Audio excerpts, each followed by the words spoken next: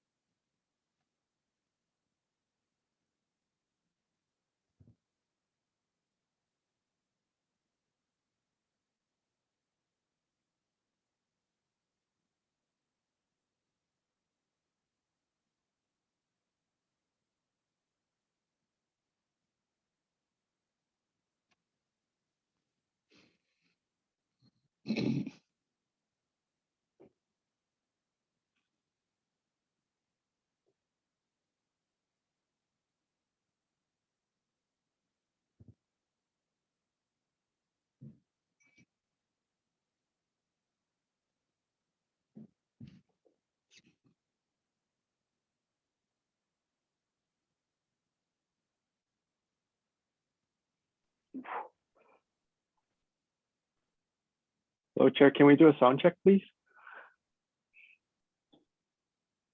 Hello, testing. Okay, gotcha. Thank you. Thank you.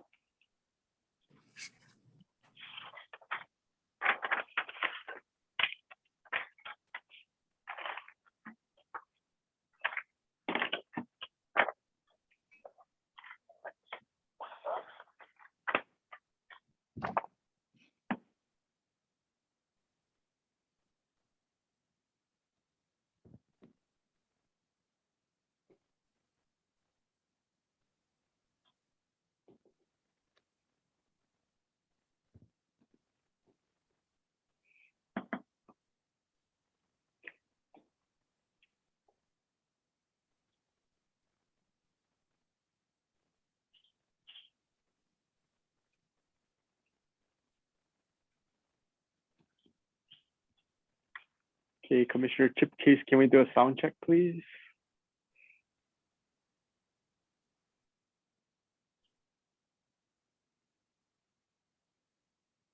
How's that?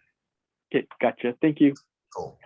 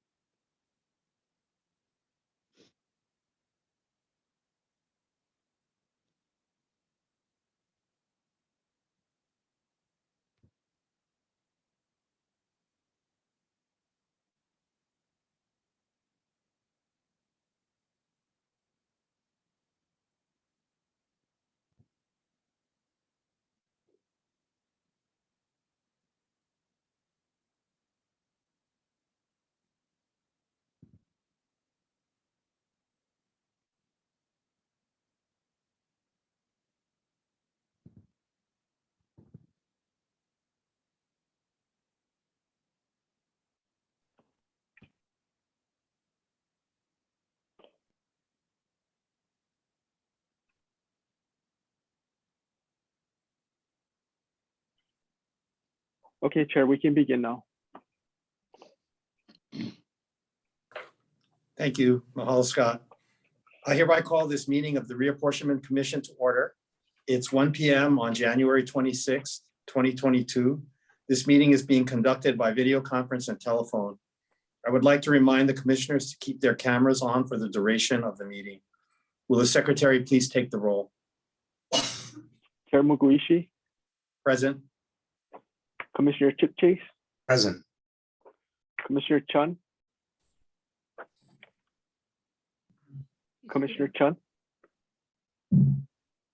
Saw him here. yeah, okay. I see him, but I don't hear him. Okay, Commissioner Kennedy, Here. Commissioner Nakota, Here. Commissioner Nishimura. Okay, excuse. Commissioner Nanaka, Andy's there. excuse. Commissioner Ono, Here. Commissioner Rathbun. Excuse. Chair, you have a quorum. Thank you. Commissioners, pursuant to Act 220, Session Laws of Hawaii 2021, you are required to disclose if anyone is present with you for this meeting. Commissioners, is anyone present for you, with you for this meeting? My husband's just grabbing something. He's going back upstairs to his office, so I'm alone after. Thank you, Commissioner Kennedy. Welcome. Anyone else? No, Chair. Chair, I would like to add that Commissioner Nishimura has joined the meeting. Thank you. And I will disclose that Matthew Sasaki, my Assistant Vice President of Government and External Relations, is with me here today. Okay, thank you. Additionally, pursuant to Act 220, we will be meeting remotely using interactive conference technology. This meeting is being recorded and will be posted on the Office of Elections website at elections.hawaii.gov shortly after the conclusion of this meeting. As a reminder to the public, your microphone will be muted until you are called upon. Okay, we'll move on to agenda item 3 now, public testimony. We will now move on to public testimony. A list of testifiers who have submitted their name before the meeting has been added to the chat.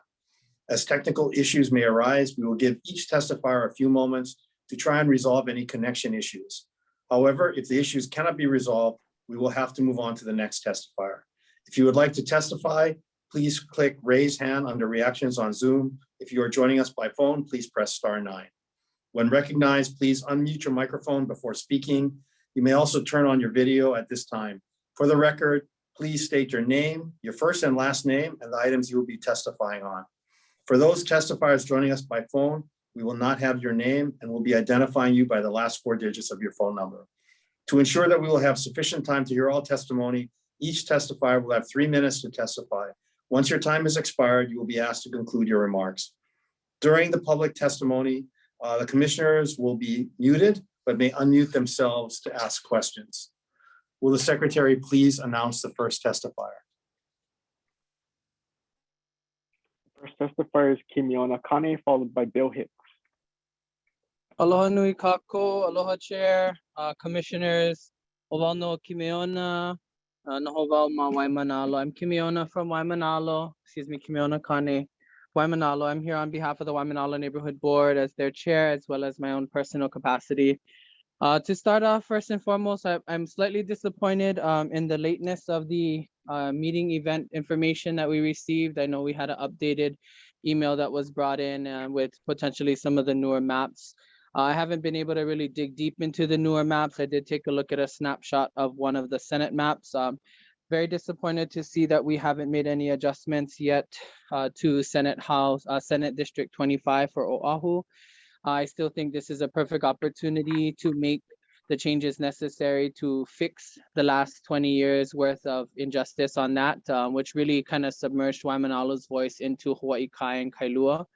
And that's a really big thing that we're trying to address here, commissioners and chair, is really to give Waimanalo an opportunity to stand out and provide its true voice in this area. So it would be very helpful for this Senate District 25 to be corrected in that way, to give us an opportunity for that equality when we talk about our voice. So as a Waimanalo Neighborhood Board, we still oppose the Senate District 25. And really urge the commission to take a better look at that. It is very doable. It's been proven that it's doable. I think the commission can consider partnering with Bill Hicks and others to really take to heart the work that they've put together to demonstrate that it is very capable of making the changes. So that's that. On a personal note, Chair, I think we have some considerations that need to be made for other communities. Again, the lateness of the maps didn't allow me the opportunity to dig deep, but I will just highlight some of the concerns that were previously mentioned with the Papakolea community, which deserves a sole voice as a Native Hawaiian population and community. Our Pearl City community and neighbors out there really to fight for them to get the districting that they're looking for to make it better and easier for them to be represented. As well as our Puna district as well, really fighting and advocating for them. And so I think it's really important that the commission take a look at those. And while we are not here to discredit the work that they're doing, it is important that it is possible to do these things. It's not within reason or where practicable, it's possible. And so we need to shift that mindset from where practicable to doable. And so I really want to encourage the commission to consider that. Submergence is a big issue for all of us, and we want to make sure we push forward with that mentality and really help to bring the voices of the communities forward with the best representation possible. Mahalo, Chair. Thank you, commissioners, for your time.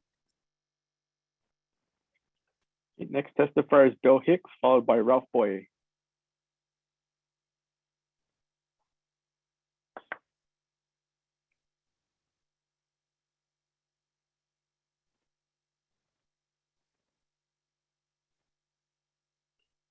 Okay, moving on, Ralph Boye, followed by Mary Smart. Aloha, Commissioners. This is Ralph Boye. For the record, I'm speaking on behalf of the Hawaii House District Plans. And what can I say? Apparently, the HRC Technical Committee is completely ignoring the testimonies presented by Hawaii Island residents in opposition to the Technical Committee plan and in support of the Community Plan Boye version 2 for the Hawaii House districts. The Technical Committee even ignored the fact that we pointed out an easily fixable connectivity issue on their map for Senate District 3.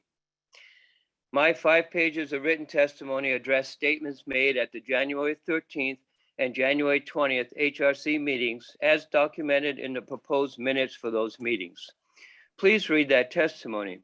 It clearly points out where commissioner statements are in opposition to the Hawaii state constitutional criteria for redistricting.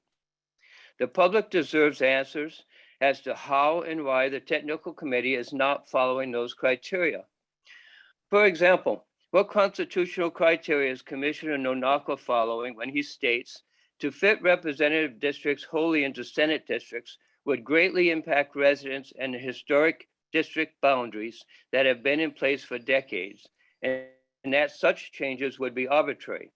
Which one of the 7 criteria is he applying to support his opinion that criteria number 6 is not doable?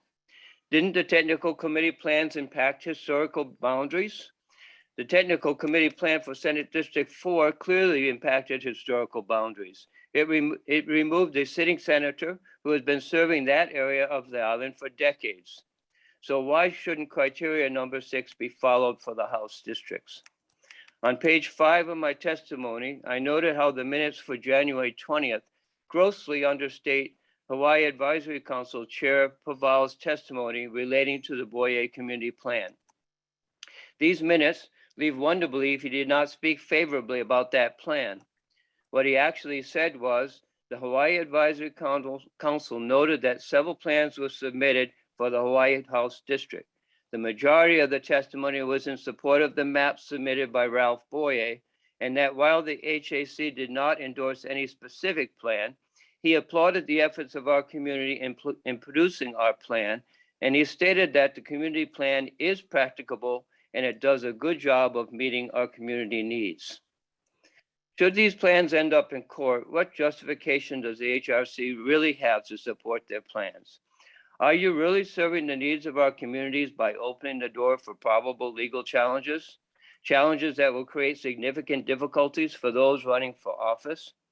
Please stop, think, and consider what is the best action for the residents of Hawaii. It's not too late to listen to the community that you serve. I also want to note that the minutes 20th do not even acknowledge that Sharon Matson testified in favor of the Boyer plan at each of those meetings. Thank you. Chair, before we begin, I'd like to recognize Commissioner Nalaka has joined the meeting. Next testifier is Mary Smart, followed by Kapua Maderos. Good afternoon, Commissioners. Thank you for the opportunity. I was very optimistic since you put these meetings on the agenda. I waited up late into the night to see the new maps and was severely disappointed when I did see that Mililani is continued to be split up, Mauka split up, and I'm happy for those communities that were put together. And I know they're ready to move on to the Senate and putting those two districts together. But until you fix the districts, really, if it isn't important to follow the Constitution for districts, I can see why following the Constitution for Senate isn't important either. I hope that in the days to come, we find out that those requirements of the Hawaii State Constitution are more than just suggestions, but are directives. Through these testimonies, I've provided you many maps. It shows you what the communities of interest are in the central area. I've shown you neighborhood boards. I've shown you school boards. I've shown you regular maps. So in this testimony, I added the zip codes, and you can see the community of interest. Never in any of these do they show that Mililani Mauka is supposed to be broken up. I was dismayed when on the second iteration that all of a sudden Mililani Mauka had been broken up, and there was really no reason for it, except more recently, I have seen the Civil Beat article, and it announced that the current incumbent of Mililani Mauka is possibly running for city council. So all of a sudden, the rationale of coming into Mililani town and coming down far enough, you had to exclude some of Mililani Mauka. Suddenly it made sense, but that's violation of Hawaii Constitution of the requirements, the number 2. You shouldn't favor any person or political faction. So I'm severely disappointed that we aren't following our Constitution. So I thank you for the opportunity to talk. I'm hoping we can correct the errors of 10 years ago. You've done some, I appreciate it, but I do look forward to having my community of interest put back together again. And maybe I will have a representative who lives in Mililani town. Thank you very much. Aloha. Next testifier is Kapua Maderos, followed by Kapohu Olahaina Pamamis. Aloha. Aloha, Chair Mugishi and Commissioners. Thank you so much for allowing me to testify today. I would like to echo the sentiments of Kimiona Kane when I say that receiving the materials at the last minute was an issue for us to disseminate or get the information out to our community. I do understand that you guys have been working really hard, and so I thank you for that. I am disappointed that you were not able, or I shouldn't say not able to, it is doable, but you did not restore the Makapu'u borderline to our Senate District 25. I know you heard me in the past state that 20 years ago, when that was established, there was not many community members here at these kinds of hearings to voice their opinions. And in this day and age, a lot more of us are here. And so I'd hope that you take into consideration before sending those final maps through that the Makapu'u borderline and Bill Hicks plan to put 2 districts into every Senate district is doable. And I, again, thank you for all of your hard work. And I am still praying that Akua will guide you all to do the right thing for each community that has come over and over again.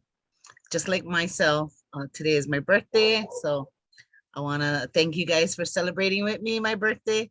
And right after this, I'm gonna get back to the city council meeting where I am trying to stand up for our community there as well.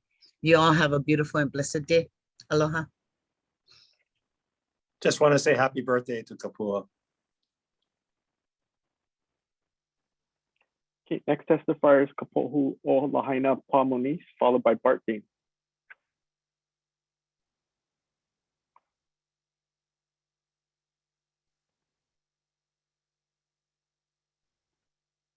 Okay, moving on. Next testifier is Bart Dane, followed by Lisa Bishop.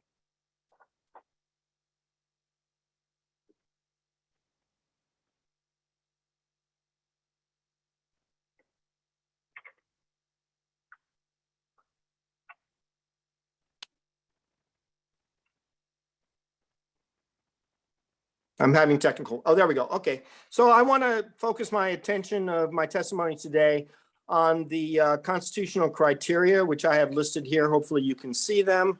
In particular, I want to call attention to number 6, which says, where practicable, representative districts shall be wholly included within senatorial districts. So this word practicable has been a subject of some discussion and I think some misunderstanding. First off, let's see if I got this. Practicable. Here's how you pronounce it.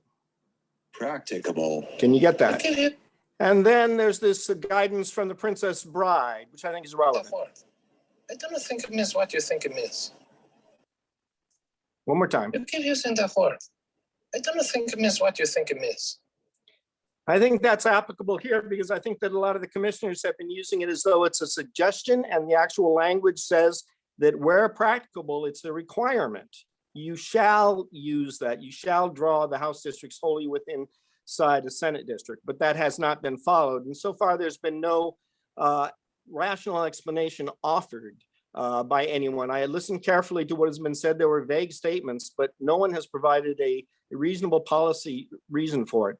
So here's the definition again of practicable. I think the bottom one is probably more useful, but Black's is more authoritative.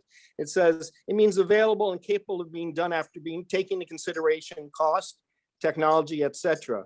I think that Kapua's use of the word doable is actually pretty close to what practicable means. Certainly when there are competing imperatives with other criteria, it's justifiable to relax one in favor of another, but it is not permissible to just ignore one of them without providing an explanation. And finally, I'd like to respond to the frequent comment by Commissioner Nonaka that you can't please everyone.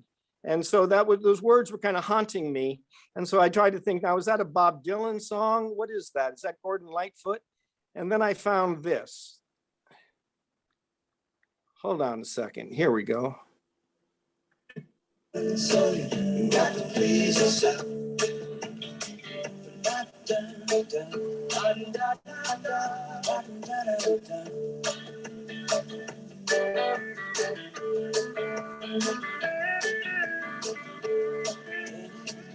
All right now, I learned my lesson well.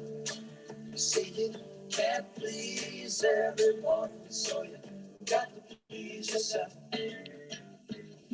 So I think that when people hear Dylan say that, I think they ought to keep the rest of the lyrics in mind. I don't think he's out to please himself, but I think he's out to please the politicians that have appointed the commissioners to look out for their interests more than the public interest. And unfortunately, sometimes that collides with the clear meaning of the Constitution. Legal vulnerability may be met with a legal challenge. Thank you for taking into consideration my testimony. Next testifier is Lisa Bishop, followed by Ingrid Peterson. Aloha, Reapportionment Commission Chair Mugi Ishii and members. I am Lisa Bishop, a resident of Oahu. Mahalo for the opportunity to testify today.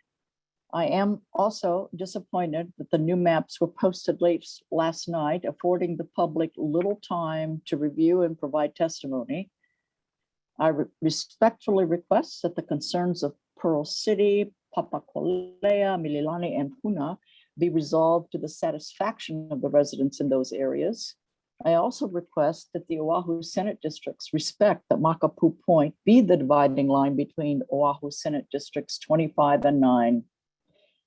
My testimony today also addresses the technical committee's continued disregard of the Hawaii State Constitution and the wishes of Oahu and Hawaii Island residents to have each Senate district be comprised of only 2 House districts. There is absolutely no reason not to do it. Oahu and Big Island community or people's plans submitted to the commission demonstrate that it is clearly practicable to do so. After all this time engaged on the issue, it is very clear to me that the technical committee is not going to provide clear answers to residents for continuing to violate the state constitution on this subject. So I ask you, Chair Mugiishi, to please provide Hawaii residents a written explanation by the next meeting for continuing to disregard the constitutional requirement that each Senate district be comprised of only 2 House districts. This is clearly practicable for both Oahu and Hawaii Island this year. Why hasn't it been done? Mahalo for the opportunity to testify. Next testifier is Ingrid Peterson, followed by Shannon Matson.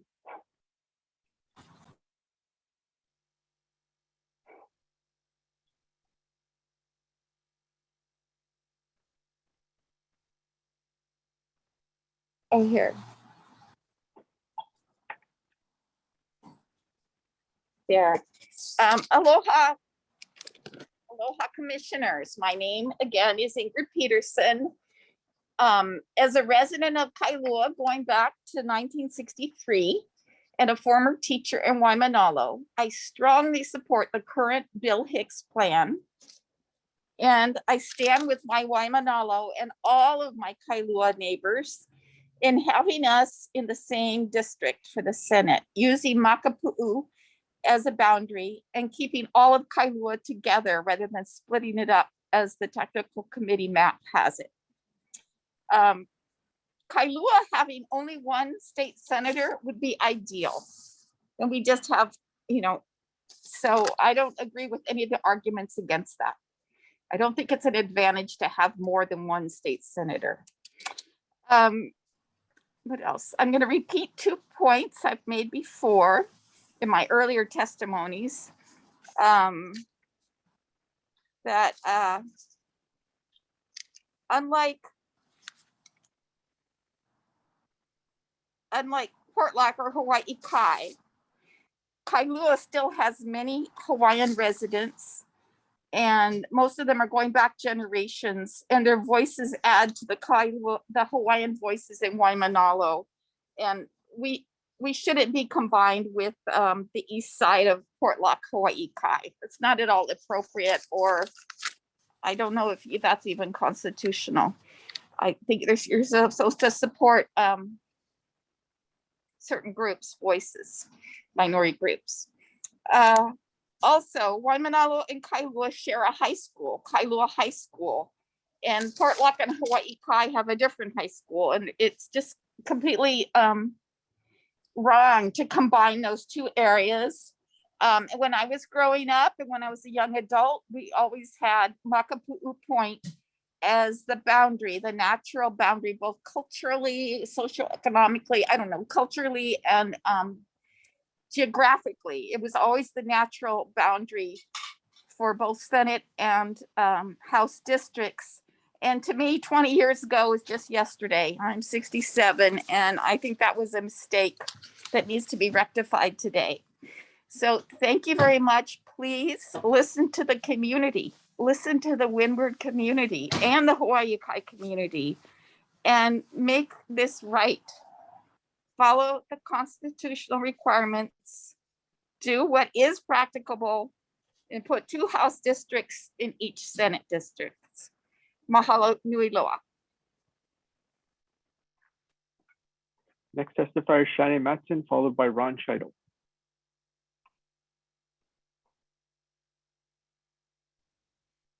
Aloha, commissioners. For the record, this is Shannon Matson, born and raised here on Hawaii Island. Chair, I was expecting to give testimony today after the new maps were presented, but as there's no visible changes that I can see, at least for the Hawaii Island Senate and House maps, I'm guessing maybe that's why we're doing testimony now. Even after we were told that the technical committee would be taking in our feedback and would be following the criteria of the Constitution. Where are the changes? What happened? Even the small continuity and road connectivity issues that I pointed out were not addressed, unless perhaps I'm looking at the wrong maps. I was heartened after the last meeting, Chair, when you reassured the public that we would be able to review new maps before this meeting and that no vote would be occurring today. However, I urge the commissioners to instead make a motion and take a vote today to reject these final proposed maps outright and instead adopt the Boea community map for Hawaii Island and the Hicks map for Oahu. I appreciate Ralph drawing my attention to how my testimony was being recorded in the previous meeting minutes. I feel I have been abundantly clear in my criticisms of these maps from the start and in clear support of the Boea community map, and that the commissioners must follow the criteria in the Constitution and should absolutely be listening to and amending the maps according to the testimony of the communities you are serving. Please fix your minutes to reflect that. It makes me wonder what else is being glossed over or inaccurately recorded in these minutes. Or maybe the mistake is not in the recorder of the minutes. Perhaps I'm still not being clear. If that's the case, let me spell it out one more time. The Boea map is a better map.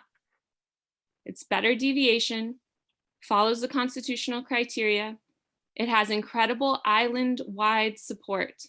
It will stand up to any legal challenges. Your map doesn't. Anyone voting in favor of this blatant disregard for our state constitution and the extensive public testimony is in violation of their oath as a commissioner and will be facing legal challenges in court. Mahalo for your time.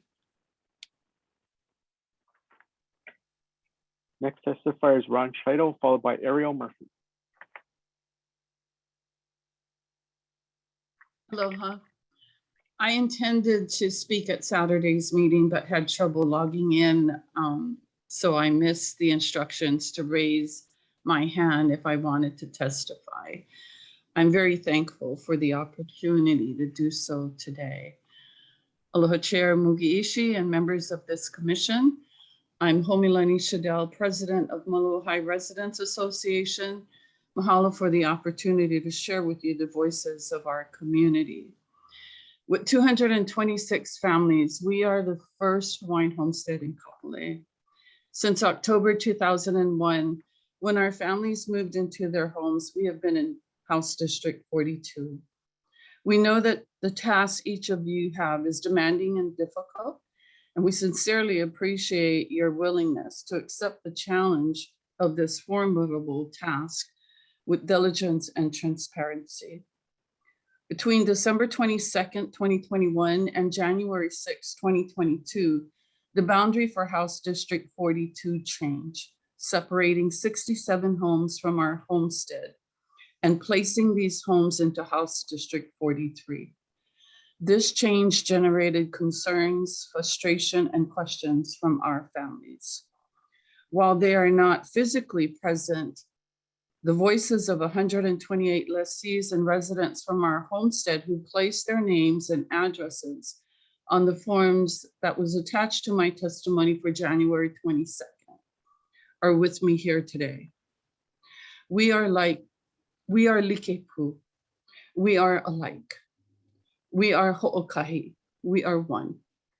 To put it simply, we are like a beautiful puamelia, such as this. Removing one petal diminishes its beauty, essence, and strength. Please keep in mind, as beneficiaries of the Hawaiian Homes Commissions Act, we have issues that are unique to our homesteads. Our humble request is for you to reconsider your decision and to please not divide or separate our 67 families from Maluhai, but also our other homestead ohana of Kaupea, Kanihili, and Ka'ulo'okahai, for we are all ho'okahi. We look forward to a favorable response to our humble request. Me ka mahalo nui.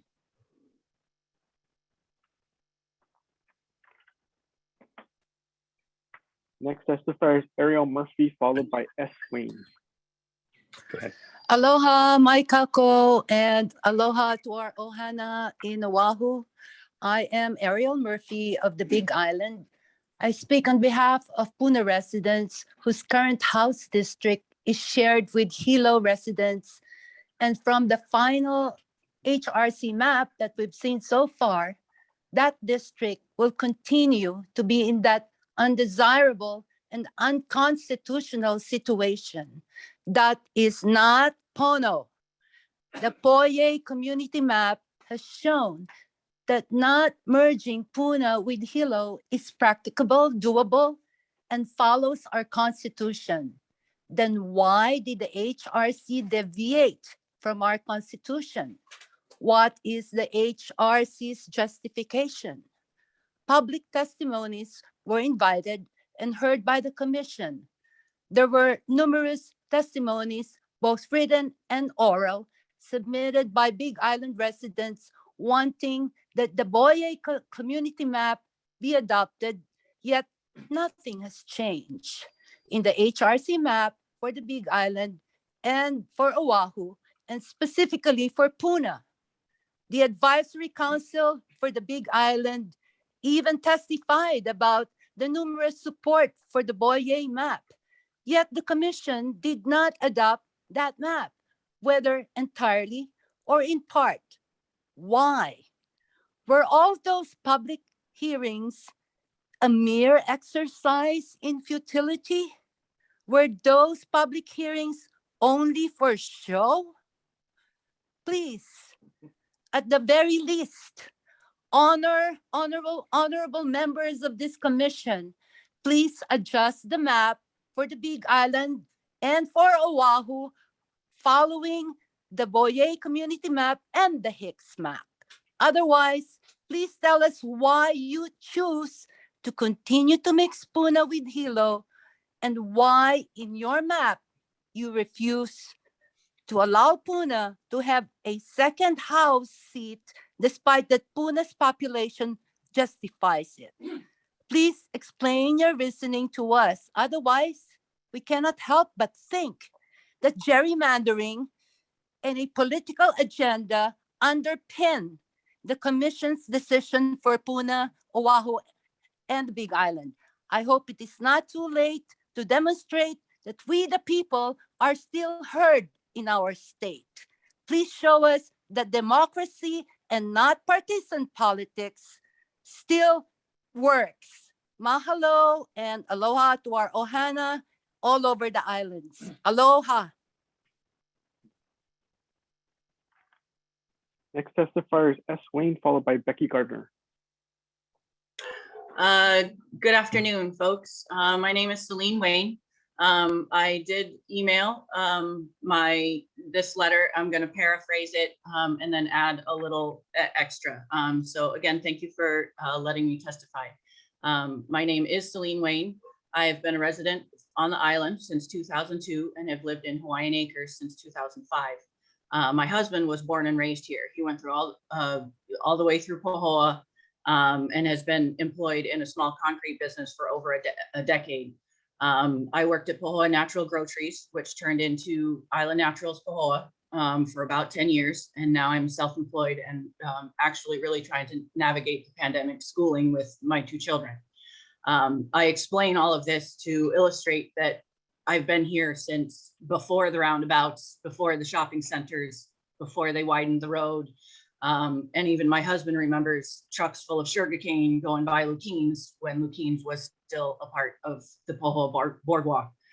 I am definitely in the positive for the Boye map. The Hawaiian island is the biggest of the island. And so trying to satisfy every criteria perfectly is definitely challenging. But out of all the submissions to the website, and especially looking very briefly at the last issues or last map that you just posted, I do again believe that the Boye map is the best option. It has the least amount of population deviancy, so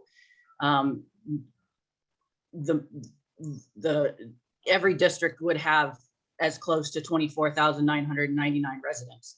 It also follows the senatorial district lines better than any of the other plans.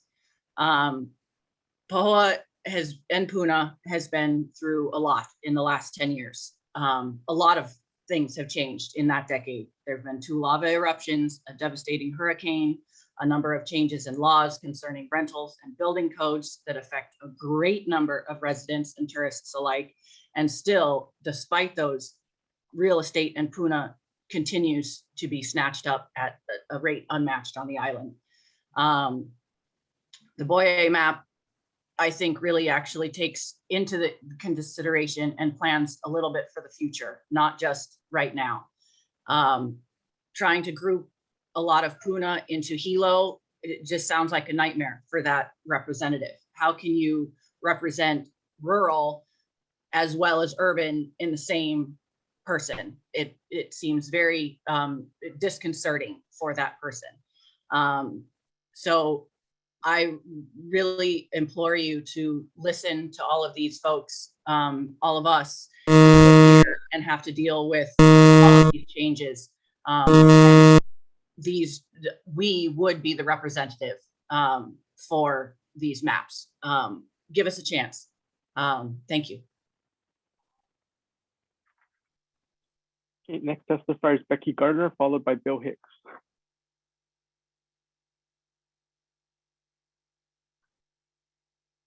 Okay, aloha everybody.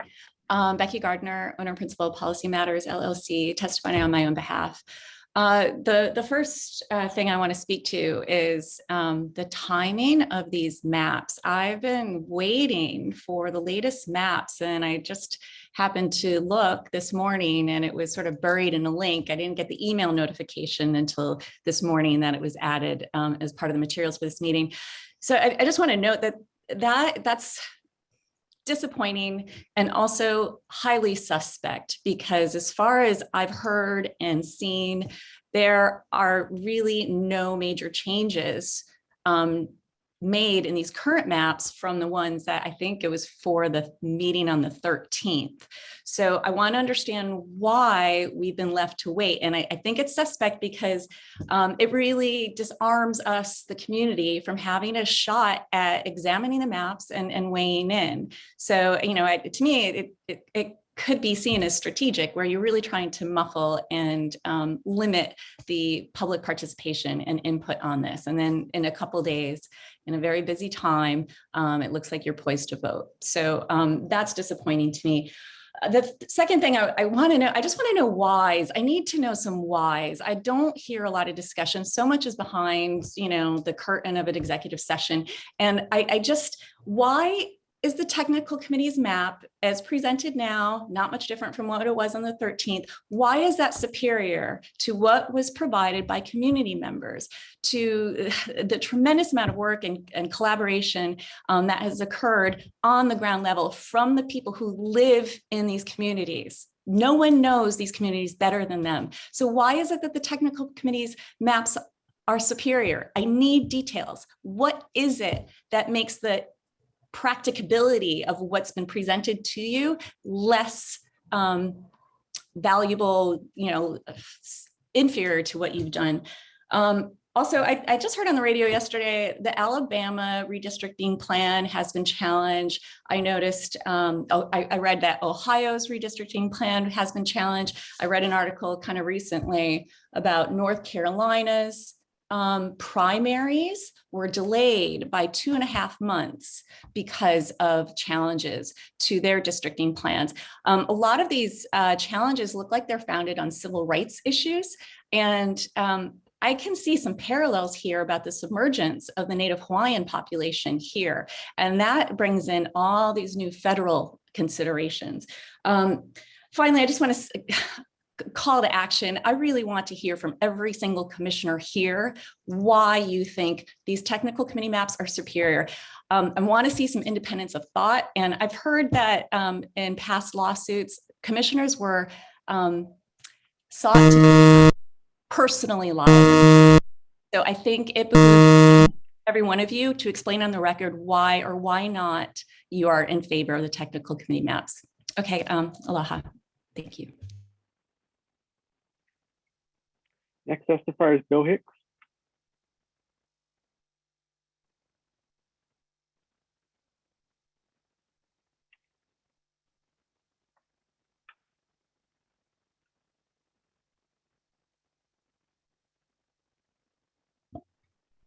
Sorry for the delay. Aloha, Chair. I'm Bill Hicks, Chairman of the Kailua Neighborhood Board. I'm disappointed that the constitutional requirement that House districts shall be fully contained within Senate districts has not been adhered to, and that the Makapu'u Point wraparound mixing East Honolulu with Windward Oahu still persists on the Senate side. The Constitution is clear. Where practicable, representative districts shall be wholly included within senatorial districts. In no case are two House districts used to form one Senate district anywhere in the state. Maui, it was that way 10 years ago, but is no longer. And I know I've said it before, but I'll say it again because it is so clear, the words from the chair in December 22nd's meeting. If you have a district that has synergy between the representative getting elected by the same constituency as the senator, you have a much better chance of affecting meaningful change for your community. And so I'm trying to understand why people would object to aligning their Senate map and their House map. I think it would be a wonderful thing to do. I know the context was House District 51, but it is universally applicable. And Chair, you are absolutely right. In my view, this isn't merely an academic exercise or a constitutional anomaly. It has a real bearing on the quality and effectiveness of our representation. If every House district is fully contained within one Senate district, then all elected officials would have a better shared understanding of the community's needs for schools, roads, and other infrastructure, enabling them to be more effective at representing their district. This would be universally applicable. And then you contrast that with multiple Oahu Senate districts that span across 6 House districts and multiple House districts that span across 4 Senate districts, making it much harder to effectively coordinate action and therefore diluting representation. Is it practicable to follow the Constitution? In my aligned Oahu Senate plan, there is full compliance with every criterion, and every Senate district contains exactly 2 of the House districts drawn by the technical committee.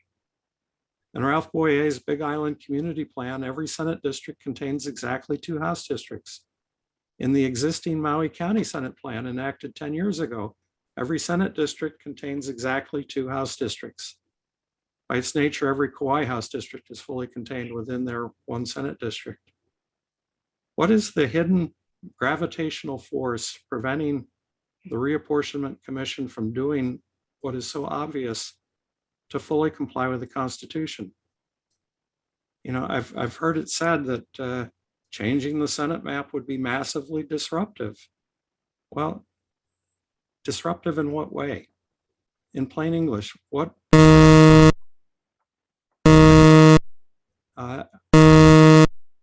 I would commend that no district shall be drawn as to unduly favor a personal or political faction, and an aligned Senate map with a House map would be best for representation. Mahalo. Chair, there are no further testifiers.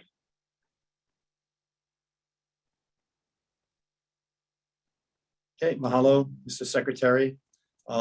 Thank you. We'll move on to the next agenda item, which is agenda item 4, reports by the Apportionment Advisory Councils. We have invited each advisory council, Hawaii, Maui, Kauai, and Oahu, to provide feedback on matters affecting redistricting for each basic island unit. We have planned to allow each advisory council to present at our commission meetings. Would any advisory council like to present?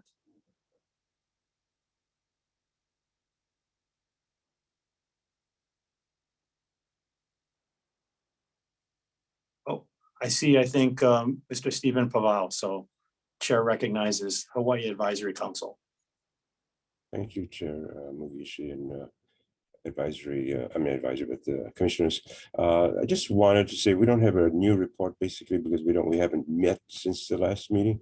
But there was seems to be some confusion or misrepresentation about what I had reported in the previous report. So I just wanted to make that clear that again, even though the Hawaii Island Advisory Council did not endorse any specific plan, that the council did not recommend, but did acknowledge that the Boye plan was a good plan. It did a good job of keeping communities intact. It did an excellent job of showing us that it was practicable to keep 2 House districts in each Senate district, and it was practicable to keep similar communities together and intact as much as possible.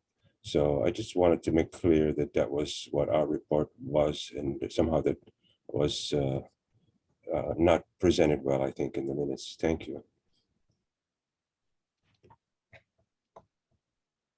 Mahalo, Steve. Appreciate the clarification. Commissioners, any questions for Hawaii Advisory Council?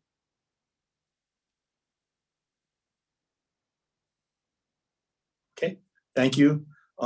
Since there were no scheduled meetings or advisory meetings since our last meeting, I'm not going to ask commissioners if you were present because arguably there were not.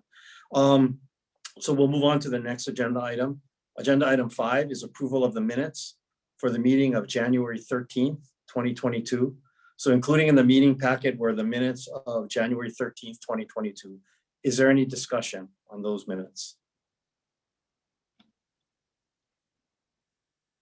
If not, is there a motion?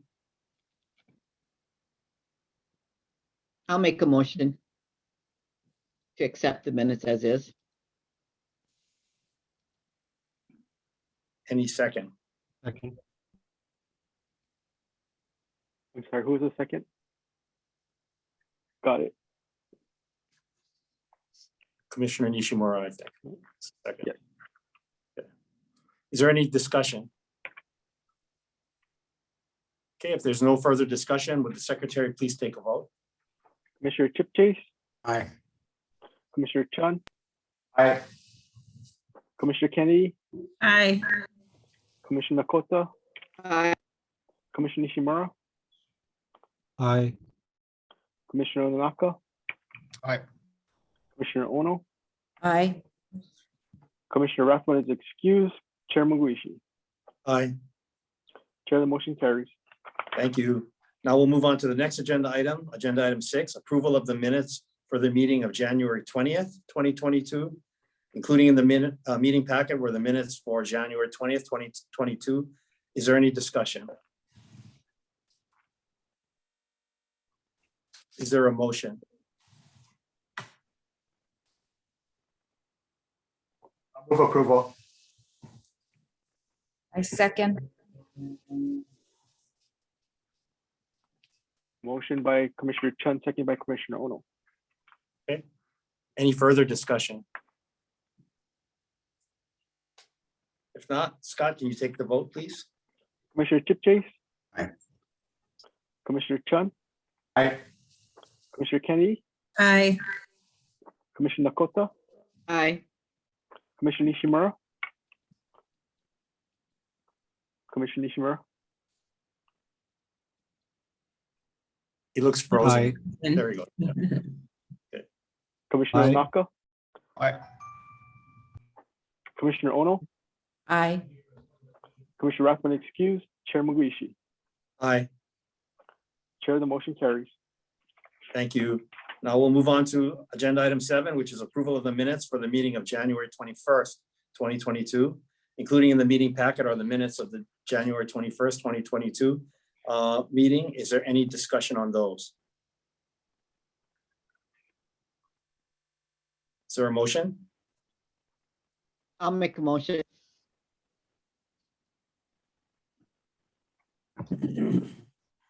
I'll second. Is there any further discussion? Okay, if not, Scott, can you please take a vote? Commissioner Chip Chase, Aye. Commissioner Chun,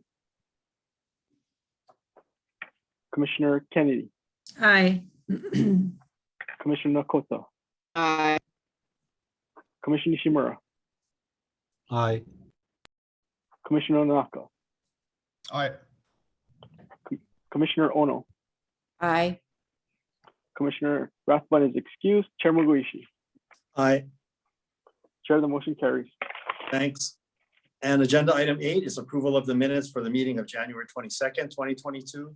Included in the meeting packet are the minutes of that meeting, January 22nd, 2022. Any discussion on those? If not, is there a motion? I'll make a motion. I second. Okay, moved approval by Commissioner Nakota and seconded by Commissioner Ono. Any further discussion? Mr. Secretary, can you take the vote, please?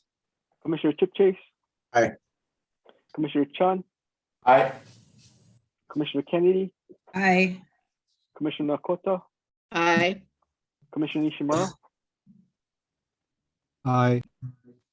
Commissioner Onaka, Aye.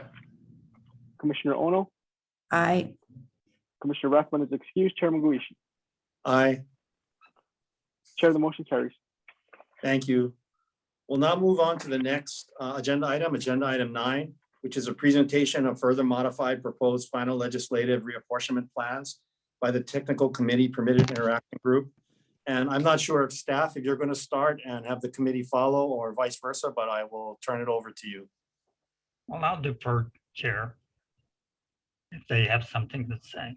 Ours is basically just maps and verbiage. We don't have anything else to offer. Yeah, I'm sure, I'm guessing that they will have something to say, but I just don't know the order in which you'd like to go with. Would you like to present your presentation first and then have them comment after Yes, that? we'll go ahead. We'll go ahead with that. Aloha, Chair, Commissioners, and testifiers. The Technical Committee met and reviewed all testimony and plans submitted by the public. As the revised final proposed plans have been available for public comments since January 13th, our presentation will include an update to the revised proposed final plans. Royce? Okay, just a few slides here to kind of give a summary of what we've got. There is congressional. It's been a while since that's been looked at. This was actually adopted earlier, and no changes have been made, but those plans are there. It's the same as it has been since last year. Federal population base, so the population base didn't change at the end of December. So a congressional plan is one of the final plans that the commission will be adopting, and it is all ready to go, has not changed. It is available on the commission website if you want to go see either in PDF or as an interactive map to look at the differences between the current 2012 to 2021 boundaries versus the ones that are being proposed as the final boundaries. Likewise, the legislative districts, so state Senate and state House, you can see here just some quick thumbnails of the 8 different plans for both 4 for Senate and 4 for House, and the overall deviations in those plans.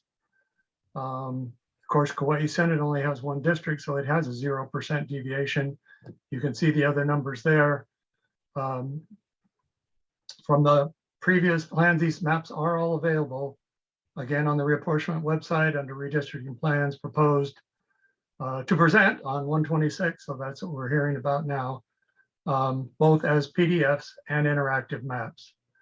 They are by and large the same as those shown on January 13th, but the technical group did make some changes on Oahu between House 48 and 49. So if you do go look at the proposed final map for Oahu, you will see some changes there. Otherwise, there have not been changes from the January 13th presentation. The other change I should mention, you'll see when you're looking at these maps, is the district numbers themselves for the house. Because after the population change at the end of the year, my New Year's surprise, we got an extra seat on the Big Island. So we could no longer have House 8 on Maui. So as I was processing these through, I just added 1 to each number, right? So as you're looking at these maps, you're going, wait, how can that be House 9? That's House 8. Well, the numbers all had to change since Big Island got the additional seat. So all the Maui numbers jumped up by 1. The Kauai numbers used to be 14 to 16. They jumped up by 1. And the place where it kind of gets more complicated is Oahu, because again, they all had to jump up by 1. We started House 18 now instead of 17. And this is where, again, as I was putting this together, I just took the numbers and got them assigned there. But administratively, they may change. You know, it's not a redistricting change. It's not a commission issue. But as the Office of Elections start putting this together for elections purposes, some of the actual numbers might change. Boundaries don't change, but the numbers might, because again, these were the numbers that I put in, but administratively we may need different numbers. So as you're comparing new and old, you will see different numbers, and that is why those numbers do look different, because a House seat switched. The other thing that's actually the next agenda item, but I put a slide in here, is based on the Senate seats then, the staggered terms, but that is on the following agenda item. So if we need to, I can come back to this, but that's my quick summary of the technical group's proposed final districts.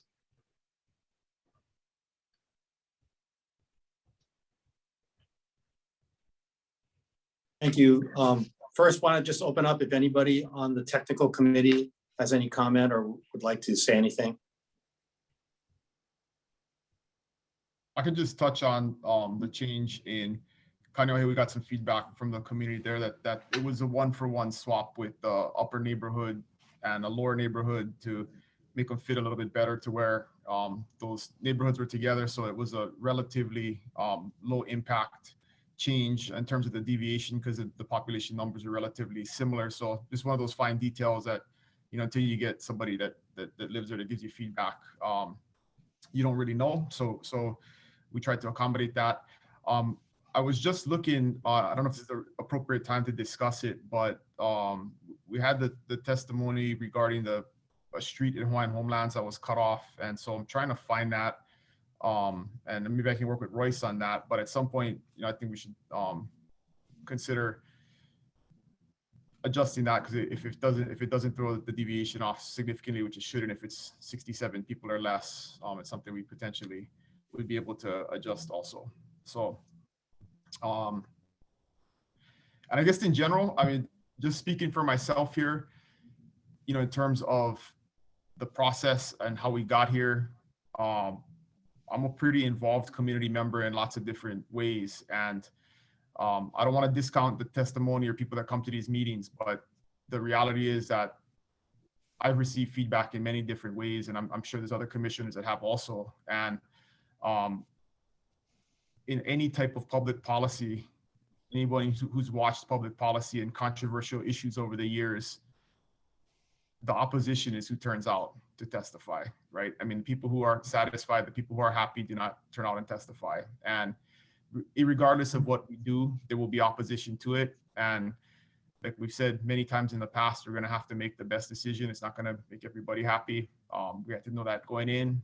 But if we continue to not make a decision based on testimony that's in opposition, I can guarantee no matter what we do, people will come out and testify against it. So at some point, we got to make a decision, approve a plan. And it's been a long, arduous process. And I know you guys have put a lot of time and effort into it, and I appreciate it. And I think we're even near the home stretch here, but hopefully everyone will support the plan we came up with and are pushing forward with. But I think there, you know, all things being equal and taking into lots of different opinions and lots of different ideas, tried to put something together that made sense and that'll be workable going forward. So thanks everybody for helping the tech committee also for meeting on short notice. I'll address the late notice of the maps. I mean, we had our last meeting last Friday. Some of us have lives and work and family, and we couldn't meet immediately, so we got together as soon as we could to discuss things and come up with a final map. It's not the staff's fault or the Office of Elections fault. It was just a matter of scheduling and getting together to discuss any final plans and changes. So there's definitely nothing behind that other than just a short timeline between our last meeting, and then we really had 5 days between the last meeting and then this next meeting to vote on these plans in a tight timeline. So there was just a matter of timing on the way the maps came out, and I think it's better that there wasn't significant changes, because if there was, I mean, that would be, that would do the public a disservice if we had major huge changes that they wouldn't have time to examine. So. Thank you, Commissioner Naka. I just want to add, again, gratitude to the technical committee, because I know you folks met early in the week and the revised plans came out right after your meeting. I also want to take responsibility for the timeline. Like, people are saying, well, if it's so tight, why don't you stretch it out? And I just want to reiterate, the reason why our timeline is tight is that, let's not forget that the whole reason why we do this whole exercise is so that we can have fair elections where the people can speak and elect their appropriate representatives to government. And we have an election that we have to have this year in 2022. And in order for that to be done fairly, to get all the people, all the voters properly placed into their new district, to get candidates to be able to file so that they can campaign and make a case to voters to vote for them. The Office of Election needs time to do all of that. And our understanding is that we got to get these maps out now, in order for them to be able to do that and have a fair election that people can say, I understand who I'm voting for and why. Just wanted to reiterate that's, let's not lose sight of the forest because of the trees, right? What we're trying to do here is have a good, fair election. Any other person from the technical committee or any commissioner at all want to comment on the map? We're actually now on agenda item 11, which is discussion on these maps. Oh, sorry, agenda item 10, which is discussion of these maps.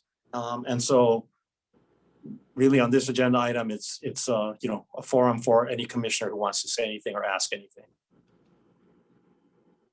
Commissioner Kennedy, I see you have your hand up. Yeah, and I'm so sorry. I saw Diane raise her hand while you were speaking, so I'll defer to her and take my turn after. It's fine. Okay. No, go ahead. Go ahead. Okay, I'm so sorry, you guys. Believe it or not, I got COVID. Thought I was invincible, but apparently not. So forgive my lack of being able to communicate. Dale, I was just wondering, is there any way, because obviously you guys have done a great job of handling the Makapu'u Point thing, Kailua, Waimanalo, Hawaii Kai, you guys listened and we appreciate that. Is there any opportunity for any of the technical committee to please just try to communicate the whole Senate and House practicability? Because I think that's obviously now we've moved on to that, the majority of speakers are talking about. Is there anything you guys can help them understand so it can be less adversarial as far as why we couldn't follow those constitutional criteria or that criteria? Is there anything you guys can help them understand with that? And that'll essentially be a redraw of the whole map, and we'd have to start over, and we would have a whole separate set of issues to deal with in terms of opposition to certain parts of it and details that people would have different opinions on. So, I mean, I get it. I totally understand the desire to do it. It's never been done in the past, and it's never had a crushing effect on elections or communities. So. Yeah, I think it's just more of an issue of timing, and do we want to go down that road and redraw the whole map and start over again, and potentially raise other issues, a whole set of separate issues that could come up. So when you take a look at Bill Hicks's or Mr. Boria's, neither of those, because they've already done it, that doesn't help you guys. You'd really have to start over. Well, we haven't had any public input on those maps. you know, I mean, the public hasn't looked at those and said, hey, this is something I like or I don't like. I mean, there's people advocating for it, but they haven't been examined in a close way to criticize whether or not they, you know, it works. And again, there's a whole separate set of issues when the Senate map's not perfect, the House map's not perfect, and maybe someplace in between works, right? Solution that bridges the gap in between in between both of them. So it was looked at. It's just, I mean, I think, do we really want to start over and propose a whole different map right now and not give the public time to comment on it? Okay. And then Commissioner Kennedy, I just wanted to clarify one point of your question. You were absent last week when we had this discussion, so I just wanted to clear for the record that we did talk with the technical committee about whether or not they were truly like not following any one of those constitutional requirements, and they did assert that they are following them all. It's just that they have, you know, there are 8 of them, and then they have a varying degree of the practicability is how do they interplay with each other, but they did not disregard any one of the 8. Yeah. Thank you. Commissioner Ono. I just, thank you, Chair. I just wanted to find out how we go about making any last minute changes, like to that Kapolei homestead, if that, you know, when we look at it, if that is possible to do. So do we then meet as the technical, I just want to understand the process. We meet as a technical committee, make the change, and then the staff has to repost it tonight so that everyone can see it. Is that what the process would be? Maybe David Rosenbrock needs to answer that. Yeah, go ahead, David. You first. Otherwise, if we feel this is a legal question for what we're obligated to do under the statute, we might have to go into executive session to ask our attorney. But David, I don't know first if you have a simple process or if you think this is a legal question. I think this is probably a legal question. We have a process at the end. When the plan's been approved, we say we need to make minor adjustments to the adopted boundaries to remove legislative pockets and follow better named features, providing the change affects fewer than 200 people and the basic island unit deviations do not exceed plus or minus 4.9%. So we will be making that request after the plan's approved. But as far as this particular instance, I think it takes in more than 200 people. Oh, she said it was 67 families, and I think even less are probably counted in the census. I'm not exactly sure where the census block is, and I'm sorry, I don't remember the person's name. I didn't get her name. Yeah, well, I agree. I don't know either. So we would have to look at it from that point of view. Possibly we could change it by the time the meeting gets final. Okay, so I'm going to ask, because it does sound like this is a legal question. I'm going to ask if there's a motion for the commission to convene an executive session regarding agenda item 10, and specifically Commissioner Ono's question about what our legal obligations and processes are. Sorry. Yes. Can we ask if that testifier is still on, so we can get some additional details and so we know exactly what we're dealing with? Because I saw her hand up just a second ago. Okay. So there she is. I don't think it's her hand. Oh, that's not her. Okay, sorry. I don't know. I believe that is. That's her. That is her. That's She's her. just on her husband's Zoom. Yeah. Yeah, I think that's her. Okay. That's her. Yeah. Aloha. Yes. Can you hear me? Yes. Yes. The question?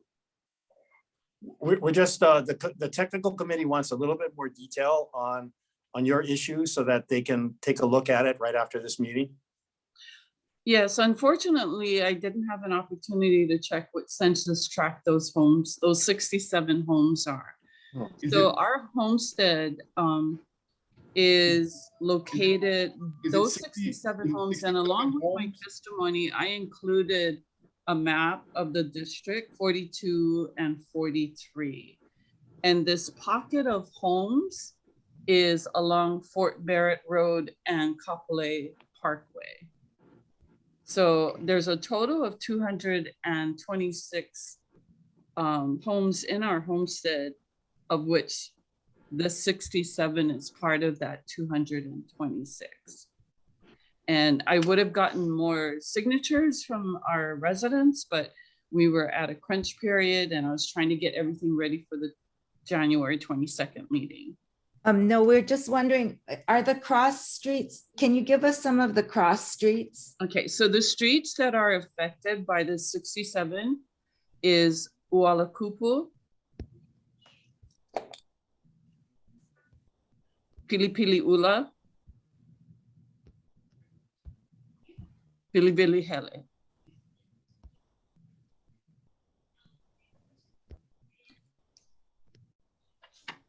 I think I also mentioned those on my, I'm sorry, so it's Kaunaoa Ula, Bilibili Hele, Pilipili Ula Place, and Ualakupu.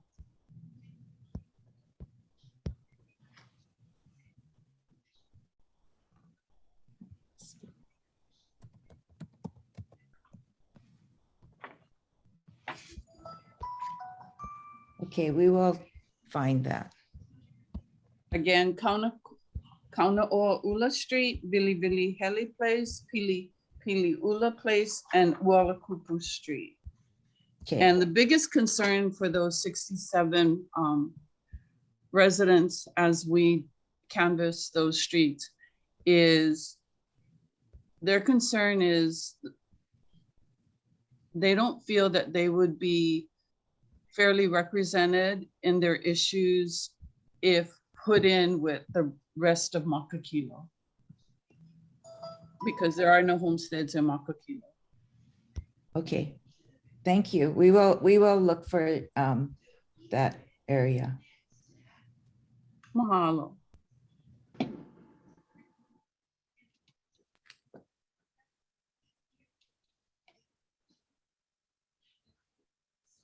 Okay, thank you so much.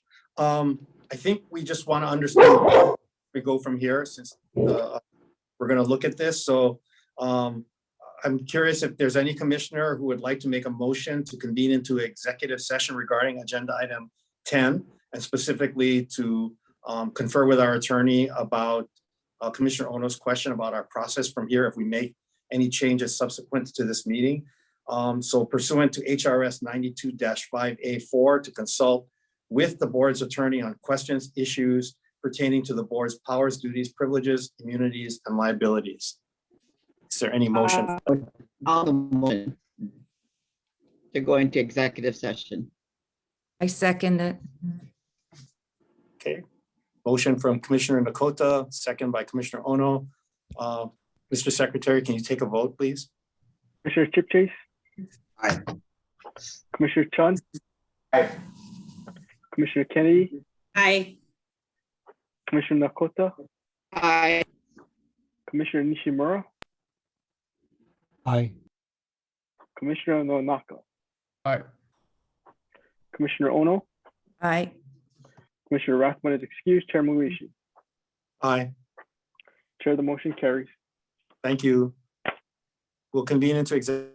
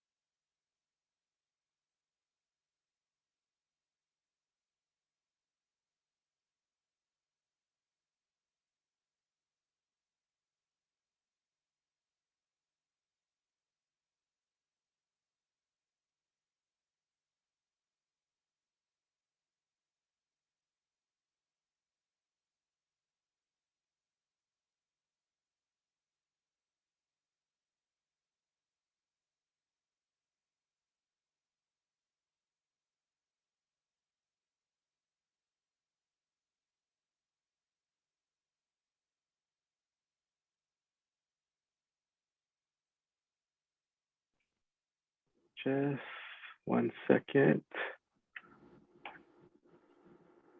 Oh wait, we're all here. Oh, you're on mute, Chair.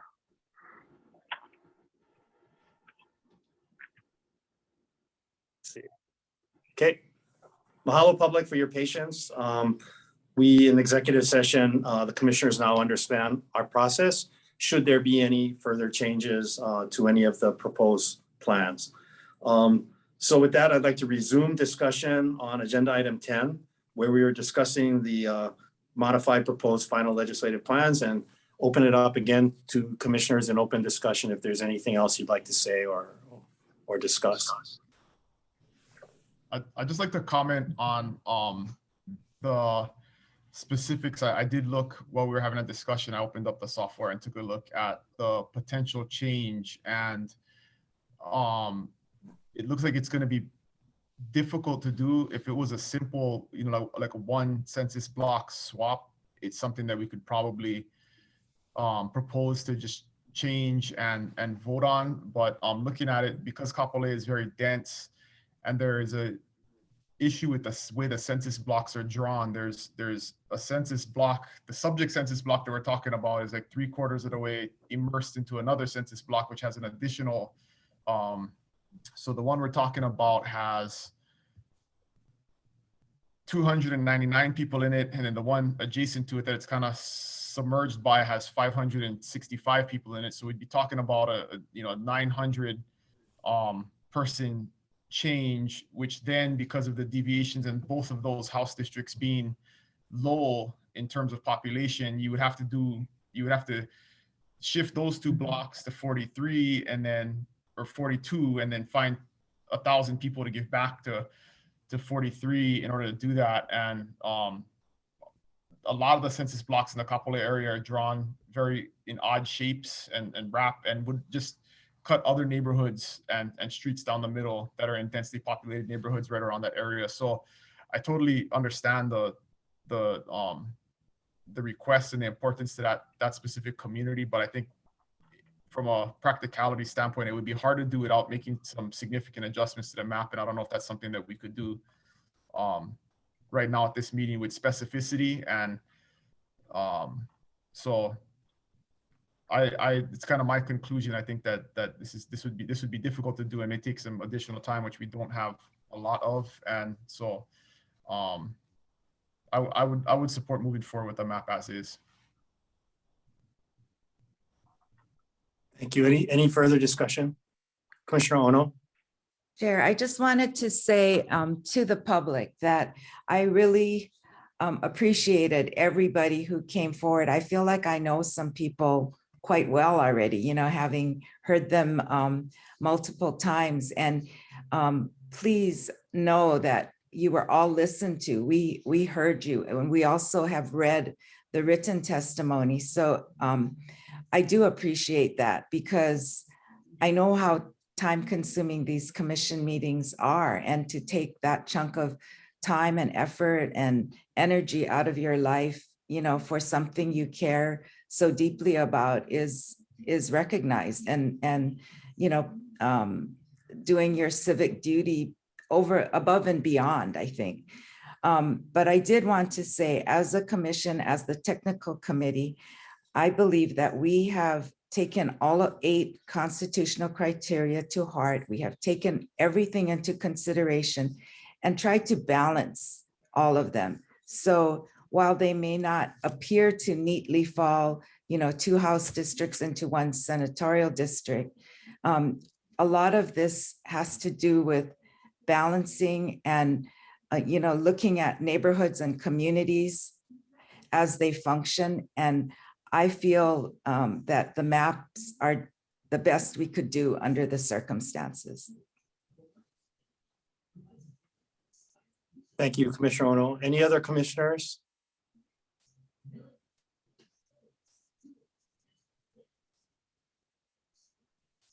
Okay, if not, mahalo once again.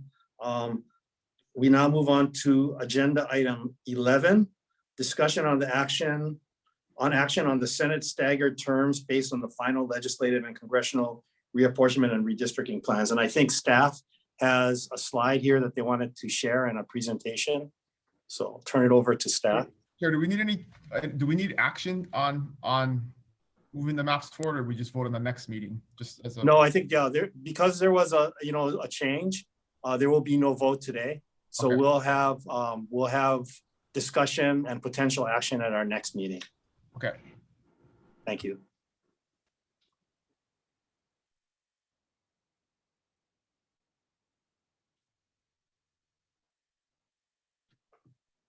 So I have the slide here for the Senate staggered terms based on the proposed final Senate districts.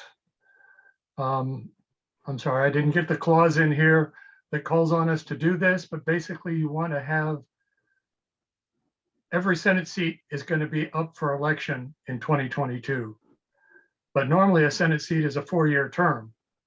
So you want to have a minimal impact on the residents within each district. So they're not having an election every 2 years, every 2 years, every 2 years. If they had an election in 2020, in 2020, if they had a Senate election, you want their next Senate election in 2022 to be for 4 years, right? But if they didn't have one in 2020, then their next Senate election will be for 2. So that overall, it ends up being the same. You have 2 elections over those 3 election cycles, 2020, 2022, and 2024. So at any rate, these are the actual numbers then, based on the resident population. And you can see those that had the lowest percentages of participation in a regular election in 2020, their Senate election term in 2022 will be for 2 years.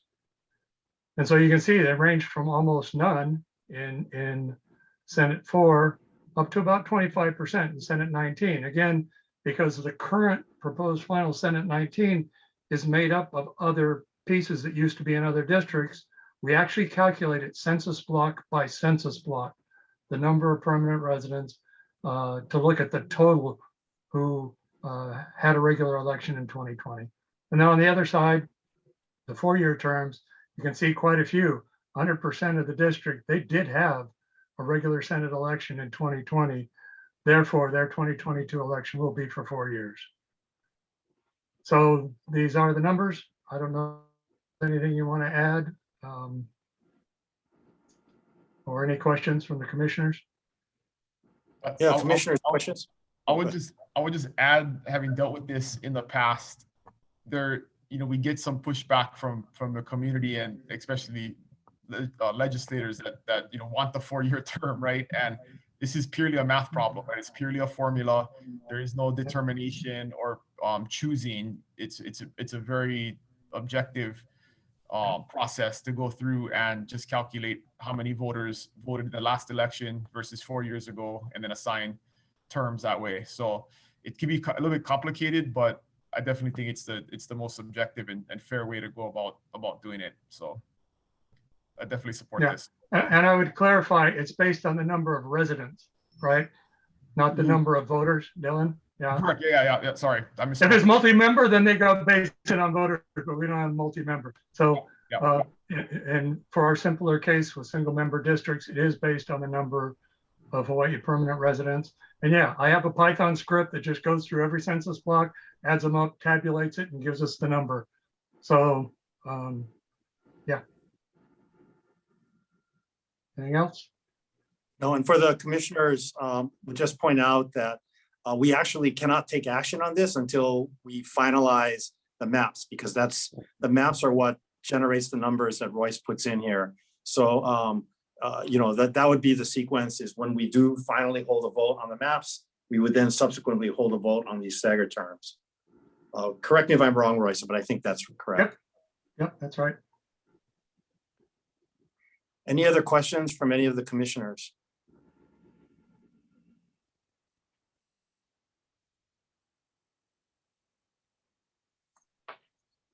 Okay. Thank you. If not, appreciate everybody's participation in today's meeting. If there is no further business, is there a motion to adjourn? I make a motion to adjourn. I second the motion. Okay, any further discussion?